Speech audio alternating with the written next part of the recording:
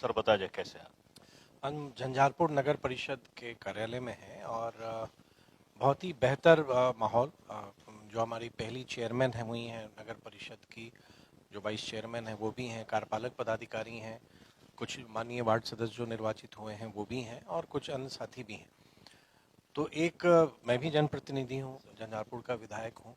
तो अब नगर परिषद क्षेत्र में ऐसी क्या आवश्यकताएं हैं या इनको क्या कठिनाई हो रही है जिसको सरकार स्तर पर उन विषयों को ले जाने की आवश्यकता है।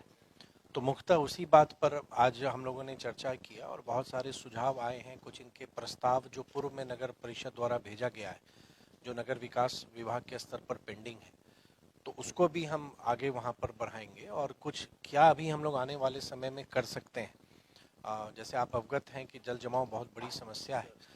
बहुत हम लोगों ने प्रयास किया है, पूर्णतः सफल नहीं हुए हैं, लेकिन अभी समय है। तो सबों की इच्छा थी कि एक बार मधुबनी के जिलाधिकारी महोदय के साथ भी एक बार बैठक हो। तो हमने उनको आग्रह भी किया है। मुझको लगता है आने वाले समय में वो समय ज़रूर देंगे कि जो नगर की जो मूलभूत समस्या और विशेष तौर पर जो ये अपनी जल जमाव की जो बहुत बड़ी समस्या है उसके निराकरण कैसे किया जा सकता है, क्योंकि अभी 5-6 महीने का समय है हमारे पास आगामी बारिश से पहले। तो अभी कार्य योजना पर काम करेंगे। कुछ नए टेक्नोलॉजी का इस्तेमाल करके बुडको में हमने भी बात किया था पटना में, तो वो सब भी हमने कार्यपालक पदाधिकारी जी को बताया है। और भी कुछ जैसे 2 ग्राम पंचायत नगर में आ गए तो उनकी कुछ समस्याएं हैं, जैसे एसईसीसी की सूची उपलब्ध नहीं हो रही है, उसके कारण जो डिलीवरी है कार्यक्रम का सरकार की योजनाओं को उसमें कठिनाई है। वो सब भी हमने पदाधिकारियों से बात किया है और उसको भरोसा है कि आने वाले समय में जो कुछ थोड़ी बहुत कठिनाइयां हैं और वैसी कठिनाइयां जो ग्राम पंचायत से नगर परिषद में उत्क्रमण के कारण भी हुआ है, तो वो सबको भी हम लोग दूर करेंगे।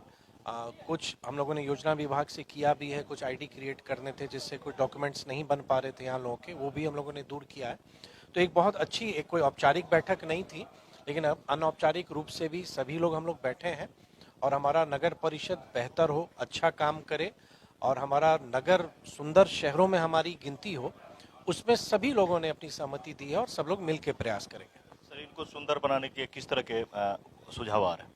देखिए बहुत सारे, मतलब एक तो आप कहिए कि पर्यटन की दृष्टि से भी हमारे यहाँ झंझारपुर में ऐसी क्या क्या संभावनाएं हैं जिसको हम लोग विकसित कर सकते हैं, उस पर भी कुछ सुझाव आए हैं। शहर आप अवगत हैं, सड़क का चौड़ीकरण हो रहा है, तो शहर का विस्तार भी हो रहा है।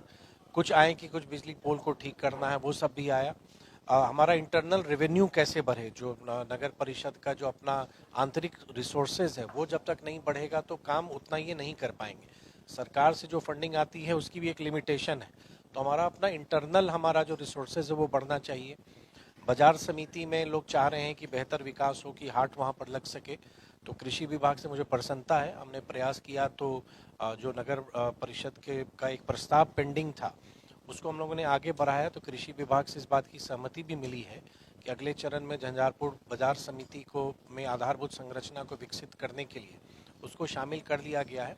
तो ऐसी बहुत सारी चीज़ें, कुछ यहाँ के जो धर्म के स्थान हैं जहाँ पे कुछ पर्यटकीय सुविधा बढ़ाने की ज़रूरत है, उन पर भी चर्चा हुई।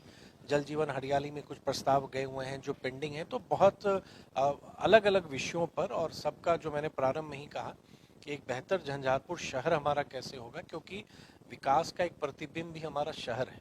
तो सभी जनप्रतिनिधि हैं, सभी से जनता को उम्मीदें हैं। तो हम जनता की उम्मीद पर, उनकी कसौटी पर हम खड़ा उतरें। और ये नगर परिषद का पहला कार्यकाल है, तो मेरा मानना है कि सभी की जवाबदेही है और मैं यहाँ का विधायक हूँ तो मेरी भी जवाबदेही है। तो मुझको लगता है एक आदर्श हम लोगों ने एक नगर क्षेत्र के लिए बिहार में आज प्रस्तुत किया है कि सब लोग बहुत ही सौहार्दपूर्ण वातावरण में, चाहे हमारी राजनीतिक पृष्ठभूमि कुछ भी हो, लेकिन हम जनप्रतिनिधि हैं और झंझारपुर की बेहतरी सब चाहता है। तो आज सब लोग मिलके हम लोगों ने उस पर चर्चा की।